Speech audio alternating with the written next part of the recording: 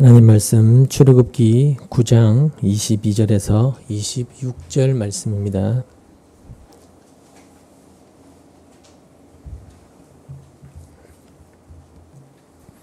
출애굽기 9장 22절에서 26절 말씀까지 우리 함께 읽도록 하겠습니다. 같이 읽습니다. 그때 주님께서 모세에게 말씀하셨다. 내가 하늘로 팔을 내밀면 우박이 온 이집트 땅에 그리고 이집트 땅에 있는 사람과 짐승과 들의 모든 풀 위에 쏟아질 것이다. 모세가 하늘로 그의 지팡이를 내미니 주님께서 천둥 소리를 나게 하시고 우박을 내리셨다. 벼락이 땅에 떨어졌다. 주님께서 이집트 땅 위에 우박을 퍼부으신 것이다. 우박이 쏟아져 내리면서 번갯불도 함께 번쩍거렸다. 이와 같은 큰 우박은 이집트의 나라가 선 뒤로부터 이집트 온 땅에 한 번도 내린 적이 없다.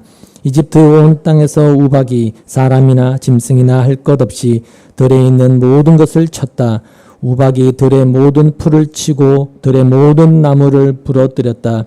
그러나 이스라엘 자손이 사는 고센 땅에는 우박이 내리지 않았다. 아멘. 기도하겠습니다. 날마다 하나님의 다스림과 또 인도하심 속에 저희가 살아갑니다. 하지만 저희들은 하나님의 그 손길과 그 다스림을 늘 잊어버리고 보이는 이 세상만 눈에 들어오는 그러한 삶이 계속되고 있음을 부인할 수가 없습니다. 우리에게 하나님이 함께 하시고 하나님이 도우시고 우리를 인도하심이 어떻게 우리에게 드러나는가를 이 시간 말씀을 통해서 생각하게 하셔서 하나님과 동행하는 삶에 감사가 있는 저희가 되게 하여 주시옵소서. 예수님의 이름으로 기도합니다. 아멘. 지금 애굽에 내리고 있는 이 재앙들을 날짜별로 계산을 해보면 10재앙이 모두가 다 20여일 동안 계속된 것으로 그렇게 나옵니다. 일부러 날짜를 하나하나 계산할 필요는 없을 것 같고 10재앙이 20여일 동안 계속되었다면 애굽은 우리가 상상해 보건대 완전히 엉망이 되었지 않겠습니까? 그리고 충분히 짐작해 볼 수 있는 일이죠. 근데 애굽에 있었던 그런 재앙과 같은 일이 지금 이 세상에서는 사실 일어나지 않습니다. 물론 세계 여러 나라에서야 이러한 저런 재앙들 또 자연재해와 같은 이런 일들이 일어나긴 하지만 이 10가지의 재앙이 20여일 동안 한꺼번에 일어나는 그런 일들은 우리가 들어본 적이 아마도 없을 겁니다. 근데 그 애굽의 재앙들이 지금 우리가 사는 이 땅에서 일어난다고 그렇게 한번 상상해 보십시오. 정말 그 10가지 재앙이 여러분이 지금 살고 있는 이 대한민국 땅에, 특별히 여러분이 살고 있는 이 안양 땅에 20여일 동안 일어난다라고 한다면 어떻겠습니까? 정말 끔찍한 일이 아닐 수가 없을 겁니다. 안양천을 비롯한 모든 물이 다 피가 되어서 싱크대나 세면대, 여러분이 샤워하고 세수하고 이빨 닦기 위해서 샤워기를 틀면 거기에 피가 나오는 그런 일이 7일간 계속됩니다. 애굽에 내린 피재앙이 7일간 계속되었던 것처럼 7일 동안 그렇게 계속된다고 한번 상상해 보십시오. 심지어 마트에서 파는 생수까지도 다 피가 되어 버렸다면 결국 일주일간 물을 마시지를 못한다는 그런 의미가 되는데 그것만 해도 정말 괴롭고 고통스럽겠다라고 우리는 충분히 상상이 됩니다. 나머지 9가지 재앙도 만만치가 않은 재앙입니다. 다들 견디기가 참 힘들고 괴로운 그런 재앙들로만 주어지죠. 더군다나 돌림병이 발병을 해서 사람뿐 아니라 모든 가축이 다 죽어버리는 그런 재앙이나 또 사람과 짐승에게 악성 종기가 생겨서 또 다 죽고 오늘 본문에서는 애굽 전역에 이제 벼락과 함께 우박이 떨어지는 그렇게 재앙이 임합니다. 사람과 짐승, 들에 있는 풀과 나무들 위에 그런 불 섞인 우박이 막 떨어지는데 애굽 땅 전체가 온전할 수가 없는 겁니다.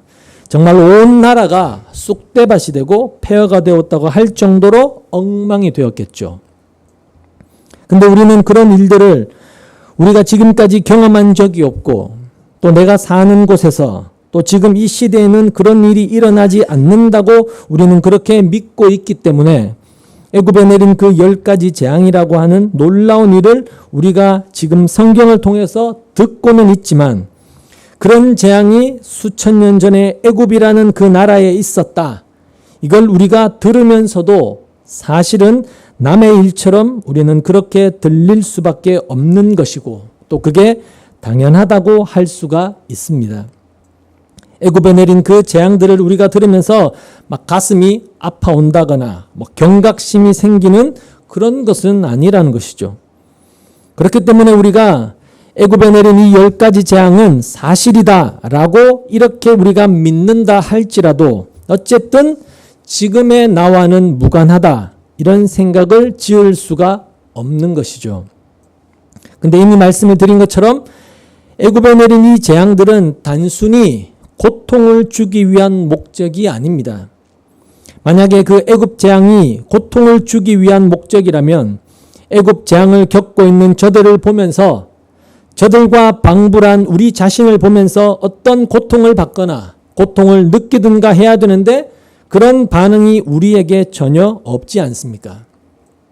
또 고통을 줘서 고통 때문에 완악한 인간이 정신을 차린다거나 또 그것 때문에 하나님을 알게 된다거나 그래서 완악한 마음을 돌이켜 하나님께로 향하게 되는 것이라면 고통이 그런 결과를 만들어내는 것이라면 바로는 벌써 자신이 당한 그 고통 때문에 하나님 말씀에 굴복해 있어야 됩니다. 근데 바로는 고통을 당하면서도 그의 완악함에는 전혀 변화가 없고 여전히 하나님을 대적하고 있더라는 것이죠. 물론 본문 다음에 있는 27절에 보면 애굽에 내린 우박 재앙 때문에 자기가 죄를 지었다라고 고백을 하긴 하지만 그것도 잠시 곧 다시 원 상태로 돌아가 버리죠. 그러니까 바로는 지금 하나님에 대해서 버틸 대로 버티고 있는 것인데 이것을 이제 성경은 바로의 완악함, 완고함, 강팍함이라고 이렇게 이야기를 하는 겁니다. 그러니까 이런 사건들을 통해서 인간이라는 존재, 바로가 대표하고 있는 그 인간의 그 마음이라는 것, 인간의 본성이라는 것이 얼마나 완악하고 고집스러운가 하는 것이 이렇게 낱낱이 드러나고 있다는 것을 우리가 충분히 볼 수가 있는 것이죠. 이것이 하나님에 대한 인간의 보편적인 마음이고 타락한 인간의 본성이라고 한다면 하나님의 백성인 이스라엘은 어떨까요? 보편적인 인간의 본성과는 뭔가 좀 다르고 더 낫고 특별할까요? 성경에 보면 하나님의 기적도 많이 나오고 또 하나님의 심판도 많이 나옵니다. 그리고 이스라엘은 그 모든 것을 다 경험합니다. 기적도 경험하고 심판도 경험하고 다 경험을 하는데 눈으로 본 것으로 눈으로 보고만 끝나는 것이 아니라 실제 몸으로 다 체험까지 한 사람들이 이스라엘이었습니다. 그런데 이스라엘의 하나님에 대한 반응과 태도를 보면 하나님의 기적도 의미가 없고 고통과 심판도 이스라엘에게는 의미가 없더라는 겁니다. 무슨 말이냐면 기적을 체험해도 변하지가 않고 심판을 체험해도 변하지 않고 또 눈앞에서 사람들이 재앙으로 인해서 죽어나가고 있는데도 변하지 않는 그런 이스라엘을 보면서 우리가 확인할 수 있는 것이 이게 사람이구나. 이게 인간이라는 존재구나라는 인간이 어떤 존재인지를 볼 수가 있다는 것이죠. 그렇기 때문에 우리가 이런 인간의 실체를 보게 된다면 무엇으로도 변하지 않는 그런 인간됨을 보게 된다면 무슨 말을 할 수가 없게 되느냐 하면 우리가 이렇게만 하면 됩니다. 이런 말은 절대로 할 수가 없다는 겁니다. 그러니까 그런 증거가 인간은 그렇게 해서 변하는 존재가 아니다라는 것을 성경이 증거하고 있다는 것이죠. 이렇게 했더니 이스라엘이 변화가 되네? 이렇게 해서 변화된 사람이 바로 이스라엘이야 라는 이런 선례가 성경에 있다면 우리도 이스라엘처럼 이렇게 하면 된다 이렇게 말할 수가 있는데 도무지 그런 이스라엘을 우리가 성경에서 만나지를 못한다는 것입니다. 그렇기 때문에 아이고 이렇게 하면 됩니다. 이렇게만 하면 되게 되어 있습니다. 라는 이런 말은 사실 우리가 할 수가 없다는 겁니다. 인간의 가능성을 논할 수가 없다는 것이죠. 그럼에도 불구하고 지금 이 세상에서는, 그리고 심지어 교회에서조차도 우리가 많이 들을 수 있는 말들이 그런 말이지 않습니까? 이렇게 하시면 됩니다.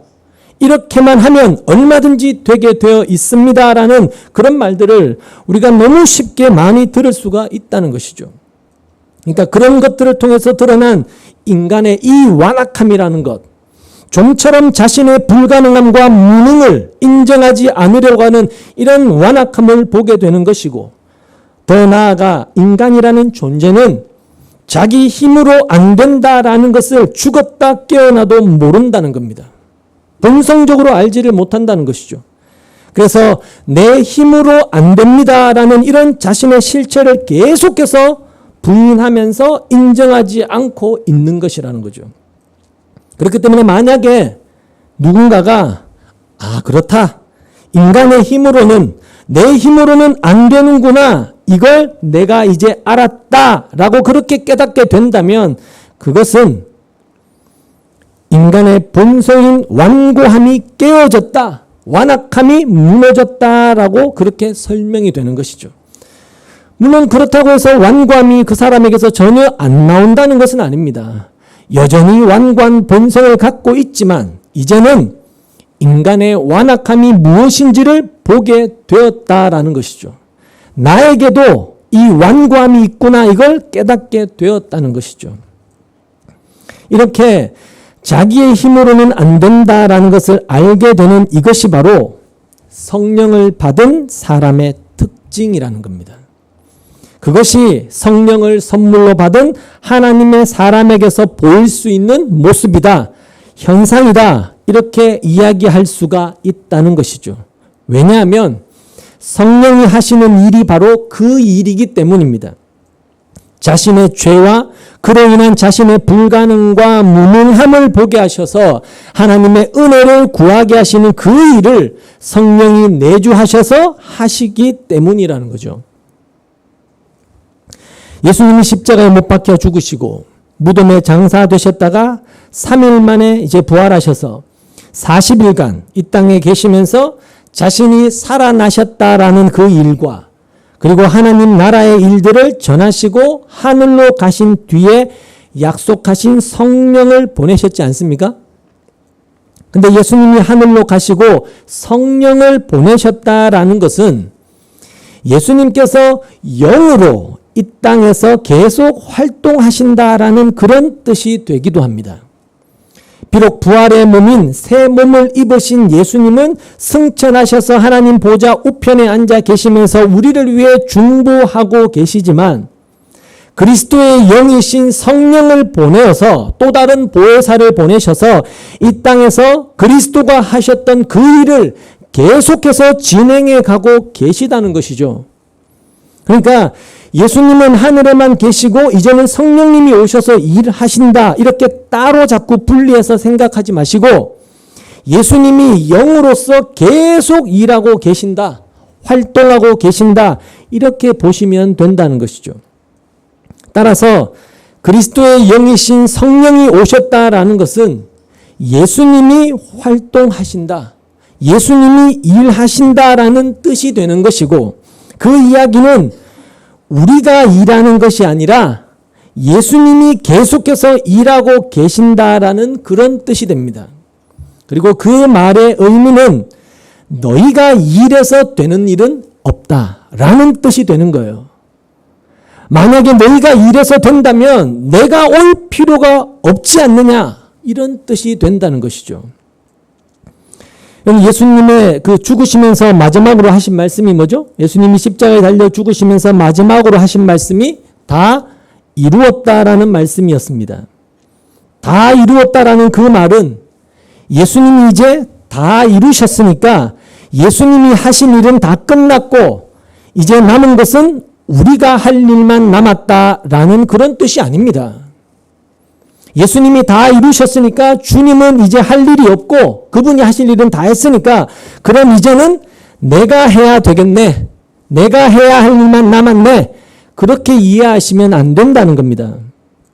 그럼 다 이루셨다라는 것은 무슨 뜻이냐? 뭘 의미하느냐? 예수님의 그 보혈, 예수님의 그 피가, 그 십자가의 사건이 우리의 생명이 되는 그 일이 완성되었다라는 뜻입니다. 이제 우리의 생명은 예수의 피로 다 되었다. 거기에 조금도 부족함이 없다. 그게 다 이루었다라는 그 뜻입니다. 거기에 다른 걸 절대로 자꾸 끼워 넣지 마라, 보태지 마라, 집어넣지 마라, 이런 의미가 되는 거란 말입니다. 그래서 우리는 예수님의 피, 그 십자가의 죽으심, 그것으로 구원받기에 전혀 부족함이 없는 것입니다. 그게 믿어지는 것이 정말 구원받은 진짜 믿음이라는 거예요. 그게 믿어지는 것이. 그러니까 예수님의 피로 구원받기에 부족함이 없다라는 것을 늘 말을 하면서도 거기에 자꾸 내가 뭔가를 보태야 된다라는 그런 생각을 하지 말라는 겁니다. 예수의 피가 십자가 사건은 완벽한 우리의 의로움이 되는 것이고 우리는 그걸 믿으면 되는 것입니다. 그래서 십자가라는 것은 예수가 죽으신 그 십자가의 피가 나의 자신의 의가 된 세상을 말하는 겁니다. 나의 의는 오직 십자가밖에 없는 그런 세계죠. 그리고 그걸 믿는 것이 하나님의 나라, 즉 십자가의 세계 안에 들어와 있는 것입니다. 은혜의 세계 안으로 들어와 있는 것이죠. 예수님의 피의 은혜가 나에게는 의로움이 되었습니다.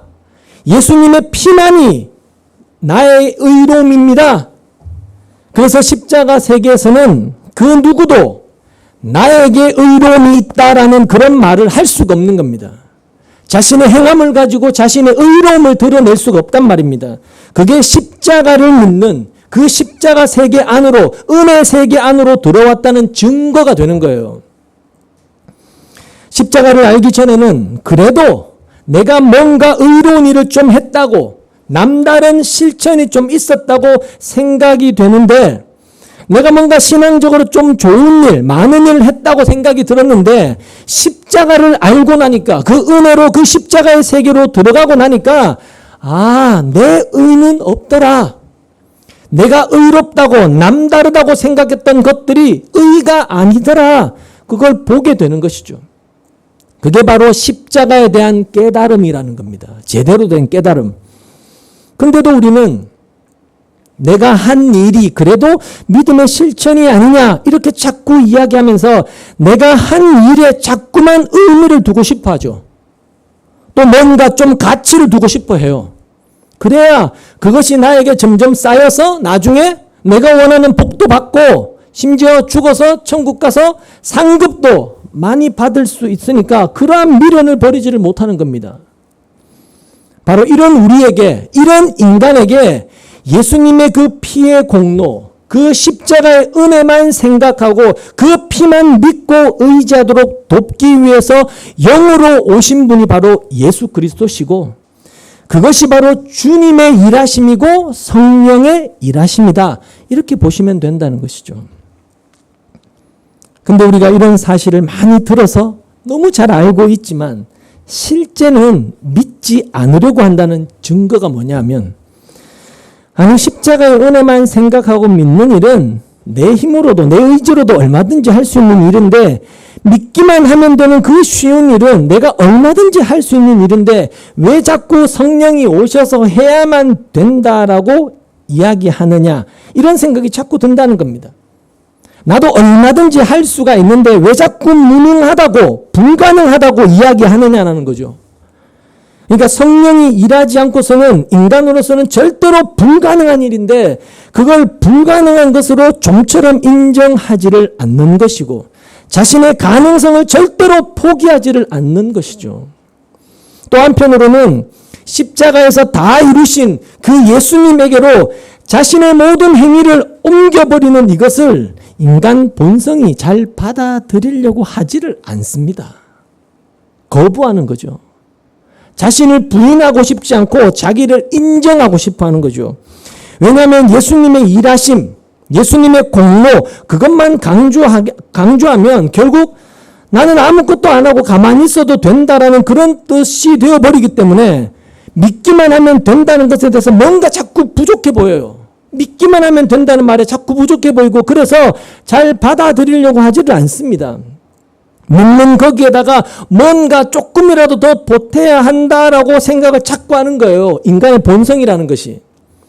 근데 사실 여러분 한번 생각해 보면 나는 아무것도 하지 않아도 예수님이 다 일하셔서 나를 구원하시고 생명이 있게 하신다라는 이것이 사실 우리에게 훨씬 더 좋은 것 아닙니까? 뭔가 해라, 해내라, 그러면 구원도 주고 생명을 주겠다, 이것보다 넌 아무것도 하지 않아도 주님이 다 이루셨기 때문에 주님을 믿는 그 믿음만으로도 너는 구원이 돼. 여러분, 이게 진짜 좋은 것이지.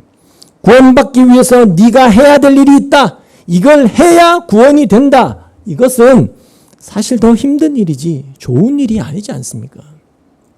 그럼에도 불구하고 가만히 있으면 안 되고, 구원을 위해서 내가 한 일이 있어야 된다, 뭘 좀 해야 된다라는 그런 말들에 우리의 마음이 자꾸 끌린다는 겁니다. 그런 말들에. 그게 바로 우리 속에 있는 이 사탄의 속성이라고 하는 죄의 속성이라는 것입니다.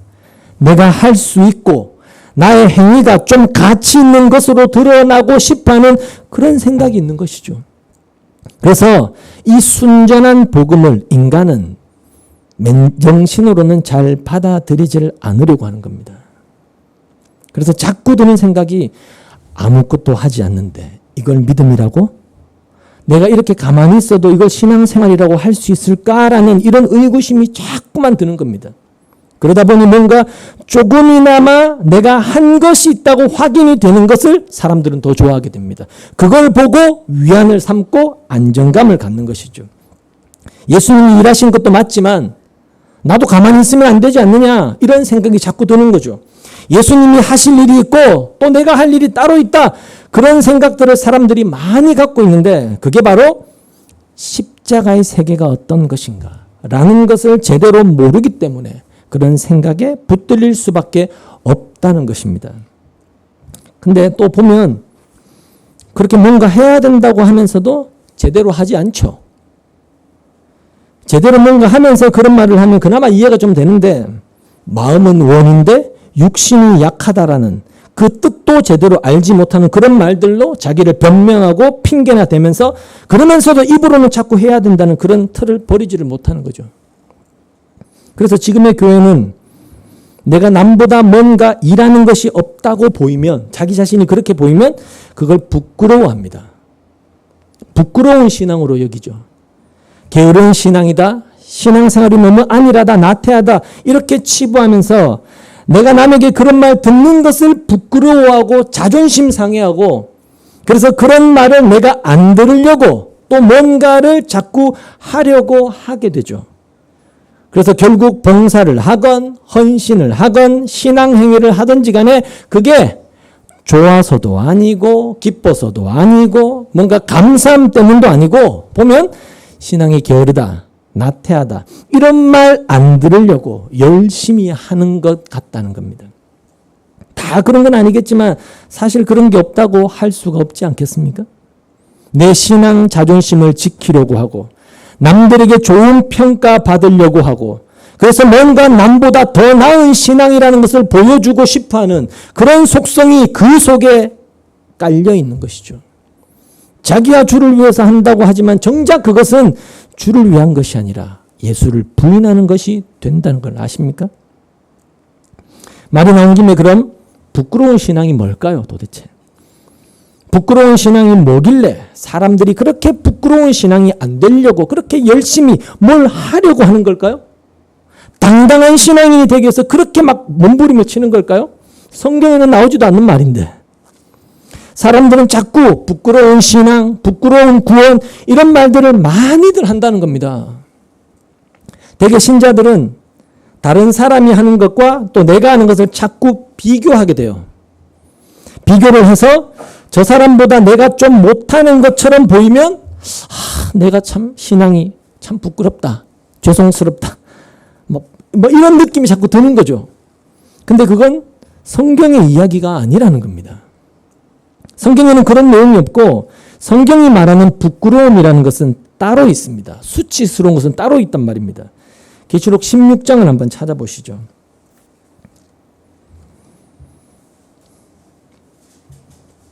계시록 16장입니다. 15절 우리 한 절만 함께 읽어보겠습니다.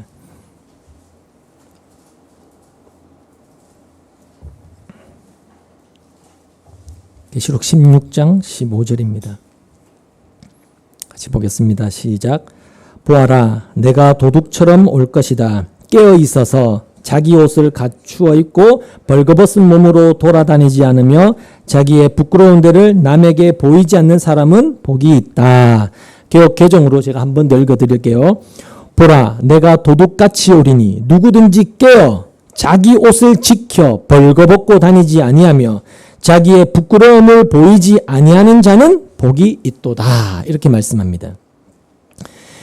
예수님은 도둑같이 오신다라는 것, 이런 말들이 어떤 의미인지는 많이 들어보셨을 겁니다. 도둑은 예고 없이 오죠. 언제 올지 알 수 없는 것이 도둑이다. 이렇게 이야기하면서 예수님이 오시는 것도 예고 없이 오는 그런 재림으로 그렇게 이해를 우리가 하지 않습니까? 근데 예수님이 도둑같이 오신다고 하면서 누구든지 깨어 있어서 자기 옷을 지켜라. 그러니까 자기 옷을 잘 갖추고 있어라.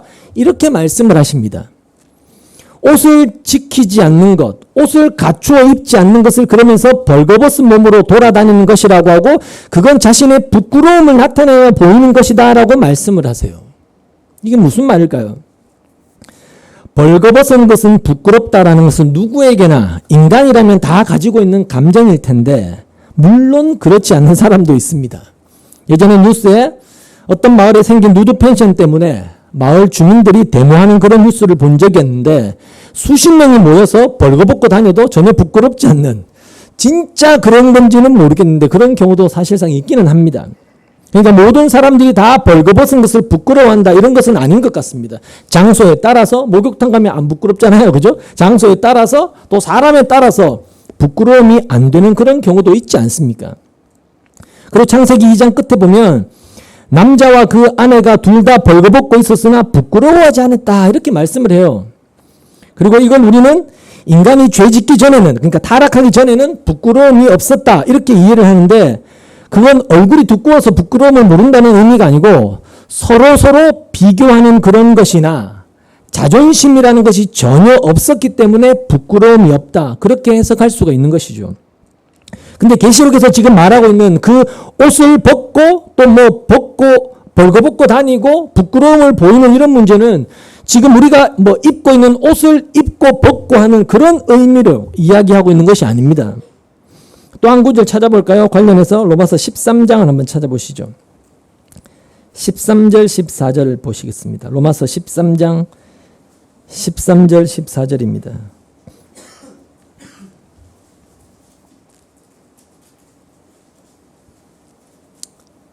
같이 읽겠습니다. 시작. 낮에 행동하듯이 단정하게 행합시다. 호사한 연회와 술취함, 음행과 방탕, 싸움과 시기에 빠지지 맙시다. 주 예수 그리스도로 옷을 입으십시오. 정욕을 채우려고 육신의 일을 꾀하지 마십시오. 자, 이렇게 이야기하는데 여기 나오는 정욕이라고 하는 것은 쉽게 말하면 자기 만족, 그러니까 자신의 어떤 성취를 위한 욕구, 이걸 정욕이라고 합니다. 나의 만족과 나의 성취를 위한 욕구, 어떤 욕망, 이게 정욕입니다. 따라서 육신의 일이라는 것이 뭐냐 하면 육신을 가지고, 이 몸을 가지고 하는 걸 가리키는 게 아니라 자기 만족과 자기 성취를 위한 욕구를 가지고 하는 모든 것을 육신의 일, 이렇게 이야기하는 겁니다. 즉 육신의 일이란 나를 위해서, 나의 만족을 위해서 일한다 이런 의미가 되는 것이죠. 자, 그렇기 때문에 여러분 우리가 하는 신앙생활, 신앙행위라는 것도 얼마든지 육신의 일이 될 수가 있다는 겁니다. 나를 위해서 하는 것이 육신의 일이니까 나를 위해서 신앙생활을 하면, 신앙 행위를 하면 그게 바로 육신의 일이 되는 것이라는 거죠. 마태복음 16장에서 예수님께서 베드로에게 하신 말씀이 바로 그거였습니다. 제자들에게 이제 고난받아 죽임을 당하고 3일 만에 살아날 것을 말씀하셨을 때 베드로가 어떻게 했나요? 예수님을 붙들고 주님 제발 그런 짓 하지 마십시오라고 항변을 했습니다. 아주 강하게 예수님을 책망하듯이 그렇게 반대 표시를 했죠. 그때 예수님이 베드로를 가리켜서 뭐라고 하셨나요? 사탄아 물러가라 하십니다. 너는 사탄이다 이렇게 말씀하세요. 하시면서 너는 하나님의 일은 생각하지 않고 사람의 일을 생각한다 이렇게 책망을 하시는 겁니다. 그럼 예수님께서 말씀하신 그 사람의 일이 도대체 뭐냐? 그건 바로 베드로가 자기 만족을 위해서, 자기를 위해서 예수를 말리는 그것이 바로 사람의 일이었던 것입니다. 그러니까 베드로는 자기를 위해서 예수님을 말렸던 것이죠. 자기 만족을 위해서. 왜냐하면 예수님이 그렇게 맥없이 죽어버리면 장차 세워질 예수님의 나라에서 자기가 한 자리 해야 되는데, 자기가 오른팔인데 그게 다 자기가 기대하고 꿈꾸고 바랬던 것들이 다 무산되지 않습니까? 그래서 말렸던 겁니다. 자기를 위해서 말렸던 거예요. 그러니까 우리가 기도를 하건 뭐 전도를 하건 뭘 하든지 간에 우리가 어떤 신앙이 좋은 행위라고 하는 그 모든 것들이 그게 어떤 것이든지 간에 자기 만족을 위해서, 자기 기분을 위해서, 자기 평안을 위해서, 자기 복을 위해서, 자신을 위해서 하는 것이라면 그건 무슨 일이라고요? 사람의 일이라는 겁니다. 아무리 형태와 껍데기가 신앙행위라 할지라도 그것은 사람의 일일 뿐이라는 겁니다. 그렇게 성경이 지금 규정해버린다는 것이죠. 그건 다 사람의 일이야. 남들이 볼 때는 베드로가 예수님을 걱정해서 말리는 것처럼 보였죠. 야, 당연히 예수님의 제자니까 저렇다라고 할 수 있겠죠. 근데 그 속에는 자기를 위한 거였어요. 그걸 예수님은 사탄이라고 이야기하셨고 그게 사람의 일이라고 말씀하셨단 말입니다. 근데 우리가 신앙으로 생각했던 그 모든 행위들이 자기를 위해서 했던 그 사람의 일, 날 위한 일이었다면 여러분 그 일들을, 내가 했는 그 일들을 가지고 나중에 하나님 앞에 섰을 때 어떤 결과를 초래하겠느냐는 겁니다. 40일 금식기도 몇 번을 했고 목사로, 선교사로 헌신도 했고 봉사도 하고 교회 헌금도 많이 했던 내가 한 일을 잔뜩 가지고 하나님께 나아간다면 하나님 앞에서 어떤 결과가 초래되겠느냐는 것이죠. 그런 일들이 공로가 되어서 하나님께 상급받는다, 많은 칭찬받는다, 이게 지금 현대교회 사고방식 아닙니까? 근데 성경은 여러분 정반대라는 겁니다. 정반대로 이야기해요. 우리가 자랑스럽게 여겼던 그 일들, 우리의 공로가 될 만한 그런 일들이 오히려 사탄의 속성인 사람의 일로 몽땅 다 그렇게 판단되어 버린다는 겁니다. 하나님의 법정에서는. 그건 사람의 일이다라고 하나님 앞에 판결받게 된다는 것이죠. 그게 바로 계시록에서 말하고 있는 벌거벗은 부끄러움이라는 게 된다는 겁니다. 왜 부끄러움이 되느냐면 우리의 그 부끄러움, 우리의 본성, 죄로 인한 그 부끄러움을 가려줄 만한 의로움이 될 만한 것이 우리에게는 아무것도 없기 때문입니다. 그러니까 모든 행위들을 다 들고 나가도 남들이 볼 때 칭찬받고 인정받고 상 받을 거다라고 생각했던 그 모든 행위들을 들고 나가도 그 어떤 것도 나의 그 본성적 부끄러움을 가려주지를 못한다는 거예요. 그 죄성을 덮어주지 못한단 말입니다. 그러니 이것도 가지고 나가도 소용없고 저것도 소용없고 그 무엇도 나의 부끄러움을 가려주지 못하니까 그저 하나님 앞에 어떤 자로 벌거벗은 죄인의 모습으로만 고스란히 드러나게 되는 거예요. 그게 부끄러움을 당하는 겁니다. 주님 앞에서. 그러니까 사람이 하나님 앞에 하나님 내가 뭐 그래도 이 정도면 칭찬받을 만한 일 했지 않습니까? 상 받을 만하지 않습니까? 이것도 했고 저것도 했고 내가 주님을 위해서 이렇게 희생했고 이렇게 헌신했고 이렇게 목숨까지 걸었는데 이렇게 많이 했는데 라며 그렇게 자신의 행위를 들고 나가는데 전부 다 어떻게 된다고요? 아웃이라는 겁니다. 아웃. 그게 하나님 앞에서 벌어질 일이라는 거예요. 벌거벗은 상태 그대로 드러나는 일, 그게 부끄러움이라는 것입니다. 여러분 사도 바울이 복음을 전하기 위해서 얼마나 애를 썼는지 우리가 잘 알지 않습니까? 많은 애를 썼고 또 바울로 인해서 여러 교회가 세워졌는데 만약에 바울이 자기가 한 일, 그 일들을 자기가 하나님 앞에서 잘한 일로 생각하면서 하나님 앞에 만약에 들고 나갔다면 바울도 여전히 벌거벗은 자 그대로 드러나게 되는 겁니다. 부끄러움을 당할 수밖에 없는 거죠. 그 주님 하나님의 심판대 앞에서.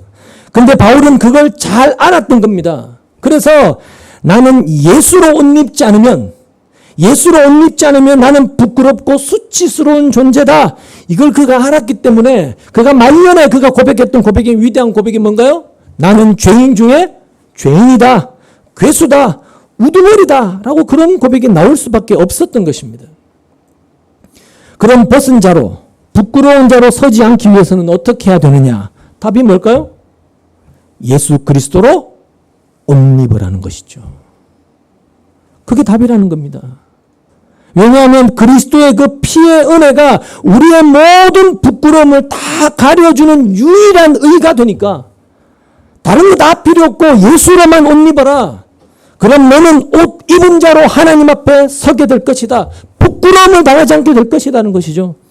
결국 예수를 믿는 것이 깨어서 옷을 입고 있는 것입니다. 옷을 지키는 거예요. 그게 계시록의 이야기인 것입니다.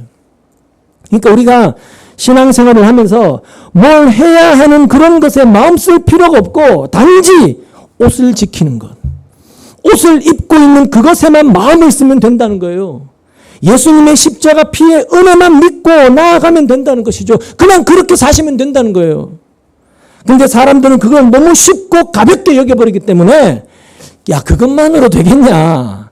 뭔가 더 있어야 되지 않겠냐 하면서 이 땅을 살아가면서 예수의 피를 믿는 그 믿음을 지킨다는 것도 내 힘으로는 안 된다는 걸 우리가 놓치고 있다는 것이죠. 왜냐하면 우리 속에는 뭔가 자꾸 자신을 나타내 보이고 싶은 그런 본성, 그 욕구가 있기 때문이라는 겁니다. 이것이 바로 성경을 통해 볼 수 있는 인간의 현실이고 또 예수 그리스도 안에 있는 우리의 모습이라는 것이죠. 그래서 우리는 예수님의 십자가 보혈 그 피의 공로를 믿는 그것만이 구원의 능력입니다. 그걸 믿고 나아가면 되는 겁니다. 이렇게 예수님의 의를 생각하는 것, 그 주님의 은혜를 생각하는 것이 바로 깨어있는 것입니다. 그걸 깨어있는 것이다 라고 이야기하는 것이지 깨어있다는 것은 밤에 잠 안 자고 계속 기도하는 그런 것과는 아무 상관이 없는 것입니다. 예수를 내가 알고 그 피를 믿고 있는 것이 깨어있는 것입니다. 그리고 그렇게 깨어있는 자라면 당연히 십자가의 은혜만 자꾸 생각하지 그 은혜만 붙들지 내가 한 것이 나의 공로가 된다라는 자신의 자랑, 자신의 인정 이런 생각은 하지 않죠. 당연히. 그러다 보니 이렇게만 하면 됩니다라는 이런 말도 할 수가 없는 것입니다. 이처럼 성령이 내주하셔서 깨어있는 자가 되면 세상을 살아가는 사람들과는 다른 모습을 보이게 되어 있는 겁니다. 바로와 다른 모습이 나오게 된다는 것이죠. 지금 바로가 이스라엘을 죽어도 내보내주기 싫어하는 이유는 자기 이익을 따지기 때문에 그렇습니다. 자신의 이익, 애굽의 이익 때문이죠. 계속되는 재앙에서도 이스라엘을 붙들고 놓지 않는 것은 그들이 있는 것이 자기들에게 더 이익이다라는 그 계산 때문입니다. 어쩌면 나라가 좀 폐허가 되어도 쑥대밭이 되어도 이 이스라엘 백성들을 이 노예들을 시켜서 다시 복구하면 돼. 이런 생각이 있었는지도 모릅니다. 이게 더 자기에게 이익이라고 생각을 했던 것일지도 모릅니다. 몇 년 전에 중국이 우리나라에 사드 배치한다고 여러 가지 보복을 했지 않습니까? 그런데도 우리가 사드 배치 안 하겠다고 말을 못할 입장이었죠. 왜? 미국과 관계가 있으니까. 결국 우리도 우리 이익 때문에 사드를 버리지 못한 것이고 중국도 자기 이익을 위해서 그렇게 행동을 한 것이죠. 이것이 나라를 다스리는 대통령의 입장이고 그런 점에서 보면 지금 바로가 이스라엘을 안 보내는 것도 왕으로서 당연한 행동입니다. 당연한 통치 행위죠. 그렇게 본다면 바로는 세상의 시각에서는 지극히 정상적인 사람입니다. 애국적 사고를 볼 때는 굉장히 정상적이죠. 지극히 정상적이고 오히려 모세가 또라이죠. 비정상적인 사람이죠. 왜냐하면 난데없이 바로를 찾아와서 수백 년 동안 애굽에서 지내왔던 이스라엘 자손들을 아무 조건 없이 내보내라. 듣도 보도 못한 그 하나님을 예배하기 위해서 해방시켜라. 여러분 이게 정상입니까? 비정상이지 않습니까? 누가 그 말을 알았다 하고 듣겠냐고요. 여러분 군함도라는 영화 아시죠? 일본의 강제징용에 대한 이야기인데 당시 우리나라가 일본의 식민지로 있을 때 일본에게 우리나라라는 존재는 노동력을 동원할 수 있는 최적의 조건이었습니다. 그런 일본에게 가서 우리를 해방시켜라 라고 만약에 요구한다고 해서 일본이 듣고 그래 알았어 해방시켜 줄게 이렇게 하겠냐고요. 안 하겠죠. 그들의 입장에서는 도저히 안 되는 비정상적인 이야기인 거죠.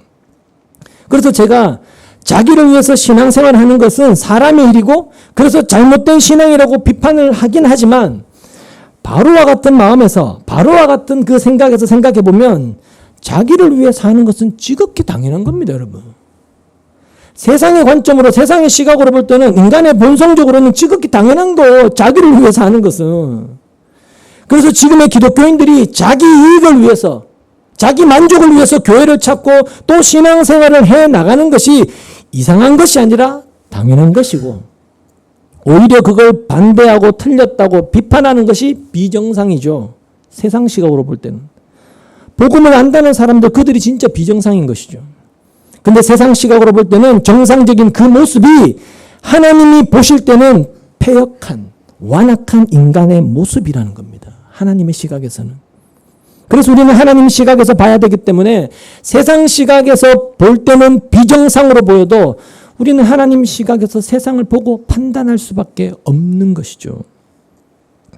이렇게 세상 시각에서는 정상적으로 보이는 그런 세상이지만 결국은 하나님의 심판을 피할 수 없는 비정상적인 곳이 바로 이 세상이다. 애굽이다. 라는 것을 보여주는 것이 바로 애굽 재앙인 것입니다. 본문 22절을 보시면 그때 주님께서 모세에게 말씀하셨다. 네가 하늘로 팔을 내밀면 우박이 온 이집트 땅에 그리고 이집트 땅에 있는 사람과 짐승과 들의 모든 풀 위에 쏟아질 것이다 라고 말씀하십니다. 우박을 애굽 온 땅의 사람과 짐승과 들에 있는 풀 위에 쏟아지게 하라고 이렇게 이제 말씀을 하시는데 우박이 사람과 짐승을 포함해서 밭의 모든 채소에 막 떨어진다면 애굽은 이제 당장 먹을 것으로 인해서 혼란이 생길 수밖에 없습니다. 우박이 떨어져서 밭에 채소가 다 떨어져서 다 먹지 못하게 됐으니까 먹을 것에 대한 문제가 생기게 된 것이죠. 그러니까 인간의 생존을 위해 사는, 인간은 자기 생존을 위해서 사는 존재인데 그 생존 문제 자체를 위협하고 흔들어버리는 그런 재앙이 이제 주어지게 된 것입니다. 근데 26절에 보면 이스라엘 자손이 사는 고센 땅에는 우박이 내리지 않습니다. 지금의 기독교인들이 기대하는 것이 바로 이런 거죠. 하나님을 믿는 사람이 사는 가정, 그 지역, 그 나라는 하나님을 믿는 사람은 하나님이 지켜주시고 보호해주는 그런 것을 원하고 기대하고 있죠. 그러니까 하나님을 안 믿는 사람은 다 재앙을 당하고 망하고 고통을 받지만 믿는 사람은 하나님이 지켜주셔서 아무 일이 없는 이런 것을 하나님을 믿는 보람으로 복으로 특권으로 그렇게 생각들을 한다는 것이죠.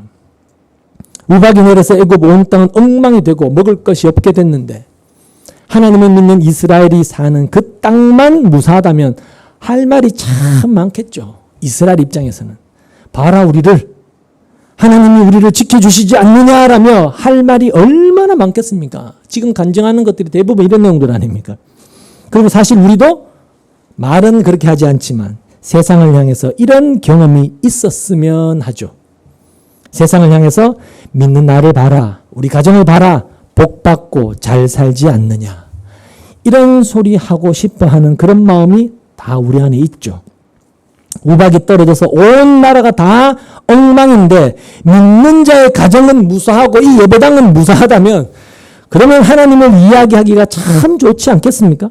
봐라. 믿으니까 이렇게 되는 거 아니냐라면서. 근데 지금의 시대는 애굽에 내렸던 그런 재앙이 실제로 일어나지도 않을 뿐더러 또 재앙에서 애굽과 이스라엘을 구분하셨던 그때처럼 지금은 하나님이 그렇게 일하시지도 않습니다. 그래서 우리가 하나님에 대해서 세상을 향해 그렇게 이야기할 기회가 사실은 없는 겁니다. 예수 잘 믿으면 잘 된다. 예수 믿으면 잘 된다. 라는 그 증거로 나타내 보일 수 있는 것이 없는 것이죠. 왜냐하면 지금은 재난이나 혹은 어떤 사건과 사고가 뭐 믿는 자, 믿지 않는 자 이렇게 구분해서 발생하는 것이 아니지 않습니까? 그럼 이건 뭘 뜻하느냐 하면 우박재앙에서 이스라엘이 사는 땅만 제외된 것이 하나님이 이스라엘을 재앙으로부터 지켜준다라는 그런 의미가 아니라는 겁니다. 만약에 이스라엘이 제외된 것이 이스라엘은 아브라함의 자손이고 하나님을 섬기기 때문에 하나님께서 그들을 지키고 보호하셔서 재앙으로부터 지켜줬다. 이런 것이라면 하나님은 그 이후로도 계속 그렇게 일하셔야 되잖아요. 근데 우리의 삶을 보면 전혀 그렇지 않더라는 거죠. 이스라엘도 마찬가지고. 어떨 때는 하나님이 지켜주고 보호해 주시는 이런 느낌이 들 때가 있습니다. 있죠. 형편이 좋을 때, 뭔가 일이 잘 풀릴 때. 근데 어떨 때는 마치 내가 꼭 하나님께 두드리 맞는 것 같은, 하나님께 벌 받는 것 같은 그런 느낌이 들도록 힘들고 괴로운 일들이 생기기도 하면서 뭔가 이랬다 저랬다 왔다 갔다 하죠. 우리의 삶이라고 하는 것이. 그래서 지금은 우리가 일이 잘 되고 못 되는 이런 걸 가지고 하나님이 지켜주신다, 보호해 주시고 이런 것으로 판단을 하면 안 되는 겁니다. 또 이스라엘이 애굽과 구분이 된 것도 그런 의미를 나타내 보이려고 하신 것도 아니었습니다. 이스라엘도 우박재앙에서는 이렇게 무사했는데 이제 곧 광야로 들어가면 하나님께서 불뱀을 보내셔서 저들을 징계하기도 하고 막 그렇게 하시지 않습니까? 그렇다고 이스라엘이 애굽에서는 신앙이 참 좋았는데 광야 들어가니까 신앙이 나빠졌다. 그런 것도 아니잖아요. 이스라엘은 이스라엘대로 그대로입니다. 이런 문제들을 통해서 우리가 볼 수 있는 것은 어떤 하나님에 대한 우리의 이해가 하나님에 대한 우리 신앙의 대상이신 그 하나님에 대한 이해가 우리가 굉장히 잘못되어 있다는 것이죠. 굉장히 우리 중심적으로 하나님을 생각하고 있다는 것을 우리가 볼 수가 있다는 겁니다. 24절에 보시면 우박이 쏟아져 내리면서 번갯불도 함께 번쩍거렸다. 이와 같은 큰 우박은 이집트의 나라가 선 뒤로부터 이집트 온 땅에 한 번도 내린 적이 없다. 여러분 한번 생각해 보세요. 난리도 이런 난리가 없습니다. 지금. 우박만 내린 게 아니고 번개와 벼락이 우박과 함께 떨어지는 거예요. 개정에 보면 불덩이가 우박에 섞여서 막 떨어졌다고 되어 있습니다. 우박의 불덩이까지요. 당시 애굽의 입장에서는 야 이제 우리나라는 끝났다. 망했다. 이런 생각도 했을 겁니다. 그래서 바로도 도저히 견디지 못하고 내가 죄를 지었다. 이렇게 이야기를 했던 거죠. 그 뒤 27절에 보면 그렇게 나오죠. 바로가 사람을 보내서 모세와 아론을 불러들였다. 그리고 그들에게 말하였다. 이번에는 내가 죄를 지었다. 주께서 오르시고 나와 나의 백성이 옳지 못하다. 우박장을 통해서 야 이건 하나님의 심판이구나 라는 어떤 그런 생각이 들었던 것이죠. 그래서 내가 하나님께 죄를 지었다 이렇게 고백하고 또 주께서 오르시고 나와 내 백성은 옳지 못하다. 개역 개정에는 악하다 이런 이야기를 하고 있는 것입니다. 이걸 보면 바로가 불덩이가 섞인 우박을 보면서 하나님의 심판을 생각했던 겁니다. 심판을 염두에 둔 것이죠. 그래서 이대로 있으면 우리가 망하겠다라고 생각해서 그런 말을 하고 있는 겁니다. 바로가 이 우박장에서 내가 죄를 지었다라는 말을 처음으로 하고 또 우리가 틀렸다, 우리가 악하다라는 말도 처음으로 하게 됩니다. 근데 인간이 참 어리석다라는 것이 바로를 통해서 또 드러나죠. 자, 우박이 내려서 들의 모든 풀, 즉 밭의 모든 채소가 엉망이 됩니다. 먹을 것이 없어졌던 것이고 인간의 생존에 심각한 문제가 생기게 된 것이죠. 결국 바로는 자신의 생존을 지키기 위해서 내가 죄를 지었다라는 말을 한 것입니다. 그것도 자기를 위해서 결국 한 것이죠. 자기 생존 문제 때문에. 그러니까 인간은 자신의 생존에 필요한 것이 사라지거나 무너질 때 심판을 느끼고 종말을 느끼게 되어집니다. 지진이 나서 수십만이 죽었다면 야, 이 땅에 종말이 왔다. 그렇게 종말을 느끼게 된다는 거죠. 근데 애굽에 내린 재앙 중에 여러분 진짜 심판이 뭐였느냐 하면 애굽의 진짜 심판은 장자재앙이었습니다. 장자재앙. 그게 진짜 심판이었습니다. 문설주와 임방에 어린 양의 피를 바르지 않는 모든 집의 장자가 죽는 그것이 진짜 재앙이었습니다, 여러분. 제가 자주 말씀드렸지만 장자라는 의미는 대표성을 띈다고 했습니다. 그래서 장자가 죽었다라는 것은 모든 자가 다 죽었다라는 그런 뜻입니다. 모든 사람이 죽었다. 어린 양의 피를 바르지 않은 모든 자가 다 죽는다. 이게 진짜 재앙이라는 거예요, 여러분. 그러니까 이 세상에서의 진짜 심판은 바로 그것이라는 겁니다. 그게 진짜 심판이에요. 지진 나고 홍수 나고 쓰나미가 밀어 닥치고 그래서 수만 명, 수십만이 죽는 그게 하나님의 궁극적인 심판이 아니고 예수의 피를 믿지 않는 하나님이 보내신 독생자 예수 그리스도를 자신의 주와 그리스도로 믿지 않는 모든 사람은 영원한 죽음, 영원한 지옥 형벌을 피하지 못하게 된다는 것. 그게 진짜 심판입니다. 그게 진짜 심판인 거예요.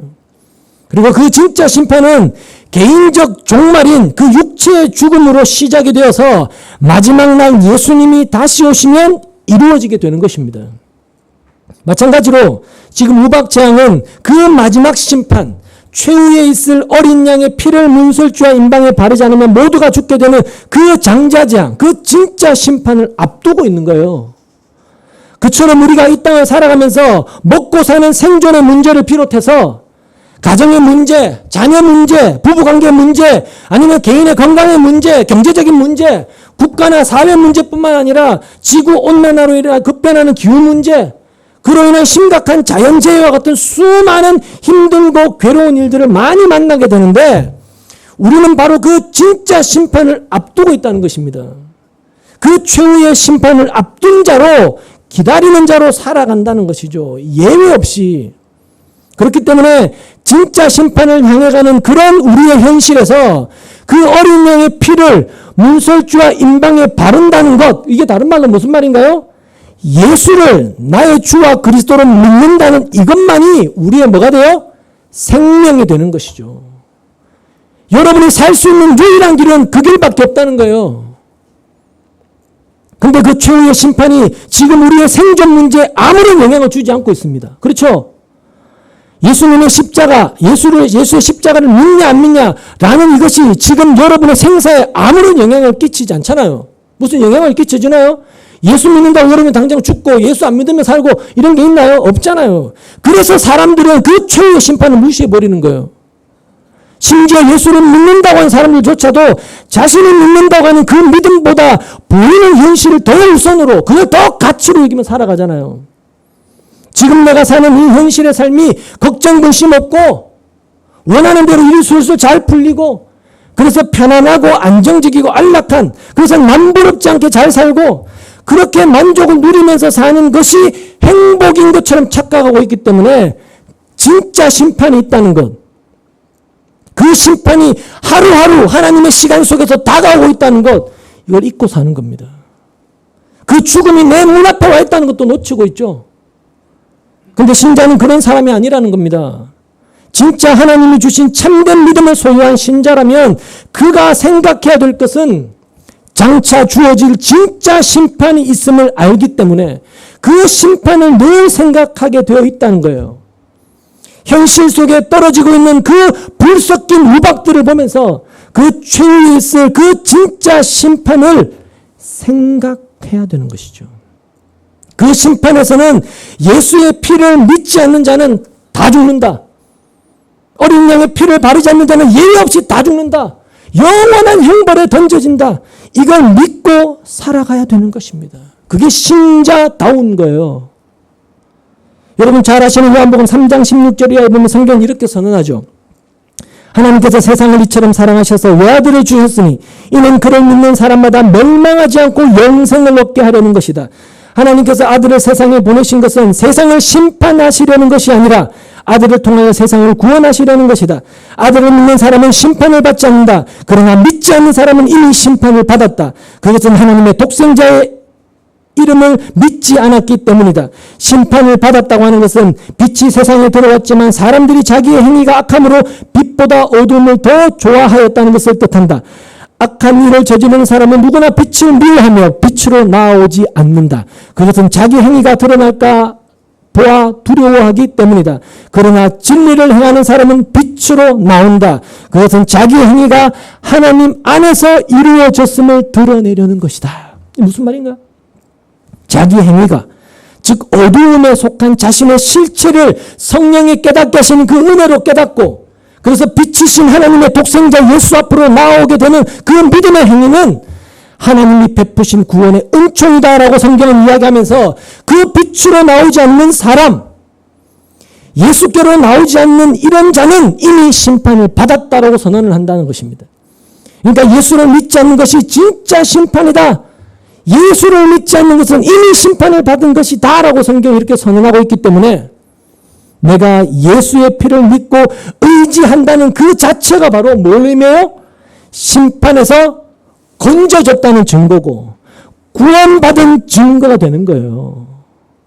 이 사실을 알게 되었을 때 신자는 하나님의 그 무한하신 그 은혜가 나로 하여금 예수를 믿게 하신 거구나, 지금도 믿게 하고 있구나, 그게 깨달아지는 것이고, 그 깨달음이 있을 때 감사가 되는 거란 말입니다. 이스라엘이 있는 고센 땅에는 우박이 내리지 않았다고 해서 이스라엘이 안전지대에 있다는 것이 아닙니다. 또 우박을 내리지 않았으니까 그게 앞으로 이스라엘이 있는 곳에는 재앙이 임하지 않는다라는 그런 보장도 아닌 겁니다. 그래서 만약에 이스라엘이 자기들 땅에 우박이 없는 걸 보면서, 봐라, 너는 하나님 안 믿으니까 우박 재앙이 내려졌지만 우리는 하나님 잘 믿으니까 재앙을 받지 않았다, 이딴 생각을 했다면 그들은 아직 하나님의 그 진짜 심판을 모르고 있는 밖에 안 되는 겁니다. 그러니까 이스라엘은 나중에 장자재앙을 통해서 이게 진짜 심판이구나라는 것을 배워야 돼요. 우박, 개구리, 돌림병, 이게 재앙이 아니고, 이게 진짜 심판이 아니고, 장자재앙, 그게 진짜 심판이구나, 거기에 눈을 떠야 되죠. 오늘날 신자들이 예수를 안 믿는 것이 진짜 심판이다, 공부 못하고 돈 없고 가난하고 병들고 사업에 쫄딱 망하고, 이게 심판이 아니라, 저주가 아니라 예수를 안 믿는 것이 진짜 심판이고 저주다, 거기에 눈을 떠야 되는 것처럼 말이죠. 그래서 지금의 신자들이 나는 잘 됐는데 너는 실패했다, 나는 예수 잘 믿어서 이렇게 잘 사는데 봐라, 너는 예수 안 믿으니까 그 모양 그 꼴 하지 않느냐, 이런 식으로 구분하고 있다면 그것은 하나님의 진짜 심판을 여전히 보지 못하고 그저 눈에 보이는 세상만을 바라보고 있는 것밖에 안 되는 겁니다. 진짜 심판은 예수님이 오실 때 그 피를 믿느냐 믿지 않았느냐, 그것으로 드러나게 되어 있다는 것. 그게 신자된 우리의 알이 되어야 되고 우리의 믿음이 되어야 됩니다. 그래서 복음은, 신자에게 있어서 복이라는 것은 그 진짜 심판에서 건짐받은 것이 진짜 복입니다. 그 영원한 죽음에서 영원한 생명으로 옮겨진 그것이 진짜 복인 것이죠. 그렇기 때문에 신자는 예수를 믿음으로 그 복 안에 이미 들어와 있다, 그렇게 이야기하지 않을 수 없는 것이죠. 왜냐? 그 진짜 심판에서, 그 마지막 심판에서 이미 건짐을 받았으니까. 그래서 신자는 이 땅에서 남보다 좀 잘 된다거나, 또 다른 사람은 다들 어려움을 겪는데 나만 평안하다, 나는 편안하다, 이런 것을 가지고 신앙을 자꾸 판단하고 저울질하면 안 된다는 거예요. 설사 편안하다 할지라도, 평안하다 할지라도 나는 예수 잘 믿어서 그렇다, 이게 아니고 나도 재앙을 피할 수 없는 자다, 이걸 생각하면서 그런 나에게 예수님의 그 십자가의 공로가, 그 은혜가 주어져 있다는 것이 나의 생명이다, 늘 그런 방향으로 나아가는 것이 신자란 말입니다. 나는 주의 은혜로 살고 있습니다, 이걸 잊지 않는 것. 진짜 심판은 예수 밖에 있는 것이다. 그 피를 믿지 않는 것이 진짜 심판이고, 예수 안에서 그 피를 믿는 자로 살아간다는 것, 그게 진짜 복 있는 자다. 그게 성경이 우리에게 가르치는 우리의 믿음의 내용이란 말입니다. 때문에 이런 믿음의 내용을 가지고 있는 신자는 늘 자신의 구원이 되신 예수로 인해서 기뻐하고 범사에 감사하게 되는 것이지, 땅의 것을 기준으로 삼아서 기뻐하거나 감사하거나 그런 짓 하지 않는다는 것이죠. 그래서 신자된 우리의 삶에서는 우리의 삶의 기준도 답도 모두가 하나밖에 없습니다. 뭘까요? 예수 그리스도이신 것입니다. 때문에 신자된 저와 여러분은 예수 그리스도를 믿게 된 것으로 모든 것에 부족함이 없는 사람입니다. 라고 이렇게 감히 결론이 내려질 수가 있는 것이죠. 그것이 바로 우리의 평생을 믿음으로 굳게 세워져 가도록 우리를 도우시고 지키시고 돌보시는 주님의 일하심, 주님의 일인 것입니다. 늘 이런 주님의 일하심을 바라보시고 그 일하심을 믿으면서 우리가 주님의 신자로 우리가 주님의 십자가 공로 그 피의 은혜 안에 있게 되었다는 이것이 여러분의 진정한 기쁨이 되고 감사가 되는 그런 믿음의 길로 이끌림 받는 저와 여러분 되시기를 소망합니다. 아울러 성찬을 통하여 신자된 우리 안에 현실을 초월한 기쁨과 감사가 있을 수밖에 없는 이유가 무엇인지 눈으로 확인하시고 그런 기쁨과 감사가 과연 내 안에 있는지 한번 돌아보시면서 부디 온 교회가 이 믿음 안에서 주께 받은 복으로 풍성한 삶을 누리는 그런 은혜가 있기를 소망합니다. 기도하겠습니다.